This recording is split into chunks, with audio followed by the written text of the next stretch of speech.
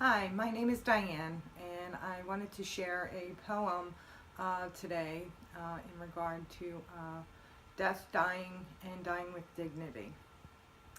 She will never walk alone. She will never walk alone. She has God in her life. She will never walk alone. God is on her side. She will never walk alone because God is always watching out for her. She will never walk alone because she has a friend that is God. She will never walk alone. She has someone who loves her, and that someone is God. She will never walk alone. Because God is a good friend of hers, she will never walk alone. She will always have someone to keep her company, and that someone is God. She will never walk alone. The reason I chose this poem,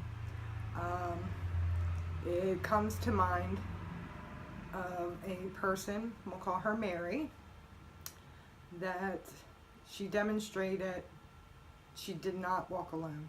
She always had God. As she was approaching her 63rd birthday, headed for retirement, she had raised 7 children on her own. Her husband had passed away 40 years ago and left Mary to raise these children. She would always talk to God. She would go to Sunday Mass regularly. And she would often say, I'm going to church, I'm going to see God. He's going to get me through another week.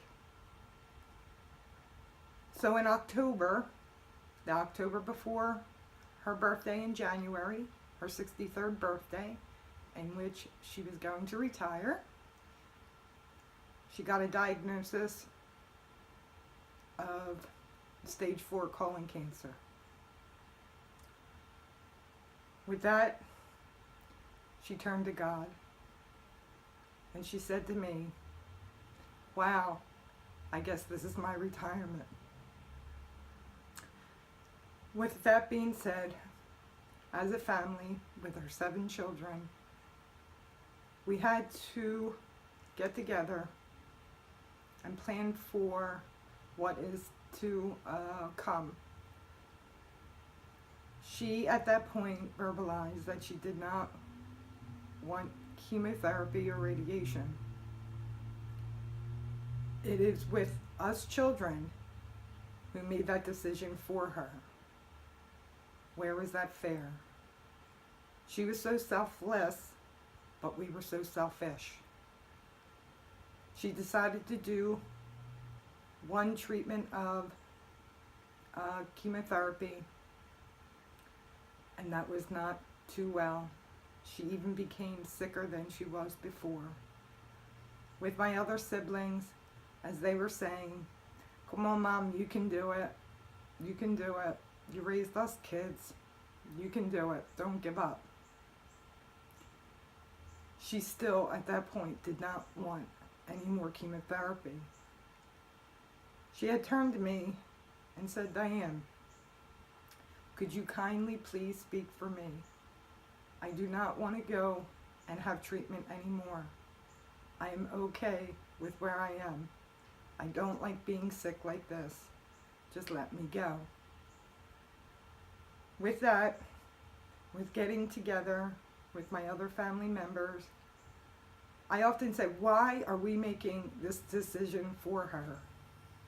Who are we to tell her that she has to have chemotherapy? How selfish and how misunderstood my mother was. With that, I spoke up for my mother with my siblings and told them that she is not to receive chemotherapy anymore. It was a hard decision for me, but my mother wanted to die with dignity. What gives us the right, the persons that are not dying, to say, you have to have treatment? So with that, after that discussion with my mom, I often thought, and I did express this in many ways, I apologized to her in saying how selfish that all of her children were. We just wanted her to stay around. We wanted her to be in our lives. We did not want to see her go. I was pregnant with a child that was due in June. And my mother, at this point in January, only had weeks to live. I questioned my selfishness. I wanted her to stay. I wanted her to have the chemotherapy. I wanted her to see her grandchild. Unfortunately, the time that she passed was in March,